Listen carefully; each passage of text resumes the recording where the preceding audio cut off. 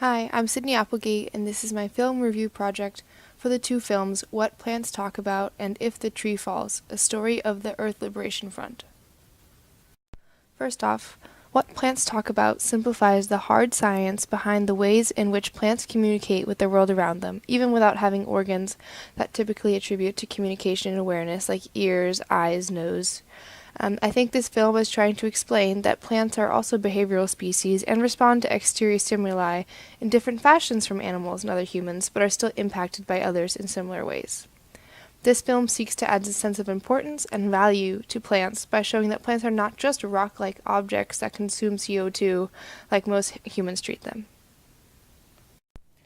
What Plants Talk About uses the results from multiple studies that show how different plants respond to different stimuli.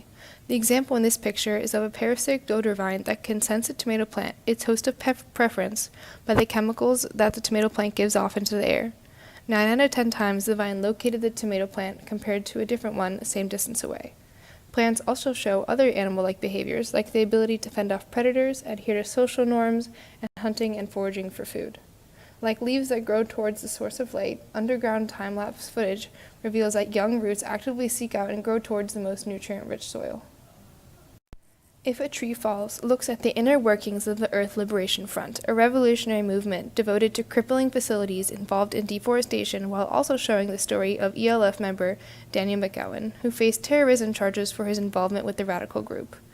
This film seeks to showcase a case study of what happens when activists try to work outside of the system to enact real social change in the midst of the larger environmental movement. It works to explain both sides of the story by interviewing members of the ELF, agents who made the case for the ELF, community members, and officers who stopped demonstrations. The ELF is an example of Jensen's theme of demanding change instead of asking for it. The ELF was able to shut down a meatpacking facility, which the community had been working to close for 10 years in the matter of minutes. Unfortunately, this film also exemplifies the repercussions of such extreme actions. As Jensen continually reminds us, this culture is killing the planet, and continual consumption will never be the true definition of sustainable. The ELF destroyed property of companies that expanded this culture of consumption, and while it made a temporary dent in their profits, the companies kept on. I think this is an example of why Carolyn is actually right.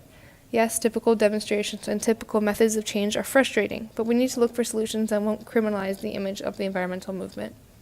Deforestation is the perfect example of how natural capital is different from other depreciating assets. A forest ecosystem is slower to recover and difficult to substitute. Carolyn's total cost accounting solution explains that market prices don't account for any of the social costs of an item, and we can use that to create our own solutions in the future. These films both highlight how undervalued plants are in our current cultural and economic structures. I like how What a Plant Talks About focus on the biological side, showing that plants are capable of much more than we give them credit for. While this is an important scientific connection, the film lacked a call for change. I wish that the film went beyond the new science to directly question our value system.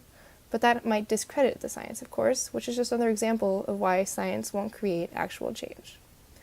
If a Tree Falls goes much deeper and evaluates our moral compass in relation to how we treat nature.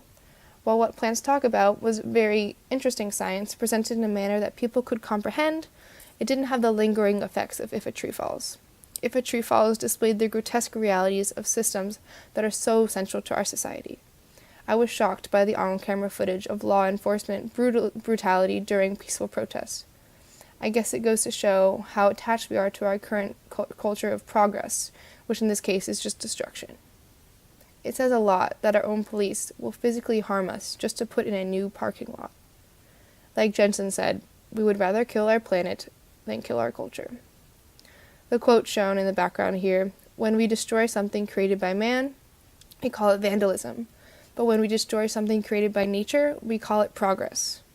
This is an overarching theme of If a Tree Falls. The film does a great job of conveying this message, but I felt a sense of hopelessness after watching it.